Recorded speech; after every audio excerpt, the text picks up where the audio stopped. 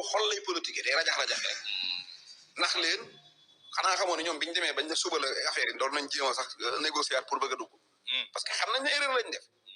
léegi Pape Djibril moom profité na ci ñëw nekk chef de l'opposition taxaw jàkkaarloog Sonko wax ak moom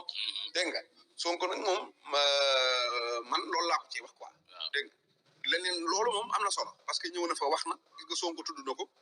mu dem defi man nag Sonko am def na loolu waaw li ma jaaxal nag mooy man dama ko waxoon patriote yi ne leen ñun nañ téye Sonko bu baax ndax ku la wax sànnil Sonko boo ko sànnee mooy koy njëkk a for parce que ñoom ñu tudd leen ci sax xeebuñ ko waaw ñoom waxuma ànd ak Sonko waxuma bokk ak moom gis-gis waxuma Sonko nekk sa leader mais wóor na ma ne gars yi dinañ dem di wuti sarax naan nu may def ba Sonko tudd waaw ndax Sonko def na fi meeting tudd Tahirou Sarr mu xëy woote conférence de presse waaw mu tudd Thierno dem woote conférence de presse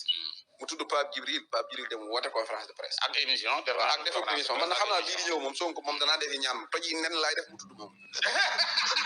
nga conférence ama def conférence waaw ay wuy ne ni pour l'assemblée la taxaw téewul toj ngeen mu tudd la waaye ñu indi Cheikh Bara yow li nga wax du noonu